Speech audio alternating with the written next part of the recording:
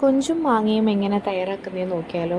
ആദ്യമായിട്ട് കൊഞ്ച് ഇതുപോലെ ചെറുതായിട്ടൊന്ന് റോസ്റ്റ് ചെയ്തെടുക്കുക. എന്നിട്ട് ഇതുപോലൊരു നാഴി വെച്ച് നന്നായിട്ട് ഇങ്ങനെ ചെയ്യുക. അപ്പോൾ അതിൻ്റെ ആവശ്യമില്ലാത്ത കാര്യങ്ങളൊക്കെ ഇങ്ങനെ ഇളകി പോകും കേട്ടോ. ഇനി നമുക്ക് അരപ്പിനുള്ള കാര്യങ്ങൾ എടുക്കാം. തേങ്ങ, ചുമന്നുള്ളി, മുളക് പൊടി, മല്ലിപ്പൊടി, മഞ്ഞൾപ്പൊടി, കുറച്ച് ഉലുവാപ്പൊടി, ഇത്രയും മതി കേട്ടോ. എന്നിട്ട് അത് നന്നായിട്ട് അരച്ചെടുക്കുക. ഒരുപാട് അങ്ങ് അവിയൽ പരുവത്തിൽ അരയ്ക്കേണ്ട, എങ്കിലും കുറച്ച് ആവശ്യത്തിന് അരച്ചെടുക്കുക.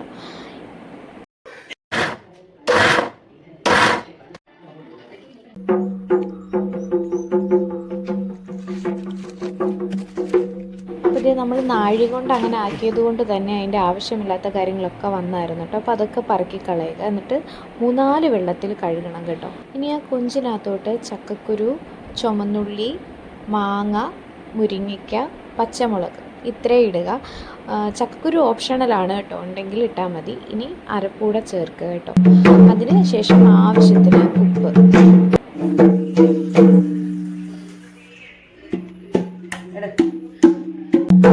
ഇനി അതിന് കുറച്ച് വെള്ളം ഒഴിച്ച് കൊടുക്കുക. അതിന് വേവാൻ പാകത്തിനുള്ള വെള്ളം ഒഴിച്ച് കൊടുക്കുക. ഇനി അപ്പം നന്നായിട്ട് അത് അടച്ച് വെച്ച് വേവിക്കുക. വെന്തതിന് ശേഷം പച്ചവെളിച്ചെണ്ണ, നമ്മൾ അവിയൽ വാങ്ങുന്നത് പോലെ തന്നെ പച്ചവെളിച്ചെണ്ണയും കറിവേപ്പിലയും ഇടുക. അപ്പോൾ ഇതേ ചെട്ടികുളങ്ങരക്കാർക്ക് ഏറെ പ്രിയപ്പെട്ട മാങ്ങയും കൊഞ്ചും കൂടെ ഉള്ള ആ ഒരു കൂട്ടാൻ ഞങ്ങൾ റെഡിയാക്കിയിട്ടുണ്ട് കേട്ടോ. അപ്പം അവർ വെക്കുന്ന അതേപോലാണോ എന്നറിയില്ലെങ്കിൽ ഞങ്ങൾ ആദ്യമായിട്ട് വെക്കുവാണ് കേട്ടോ. അപ്പം ഞങ്ങൾ ഈ കൊഞ്ചും ഇതും വാങ്ങിച്ച് അവിടുന്ന് ആ ചേച്ചി പറഞ്ഞു തന്ന രീതിയിലാണ് വെച്ചത്.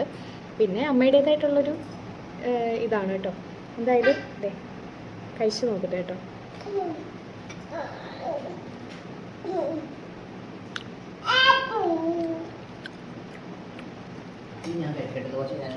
വെള്ളം കേട്ടോ.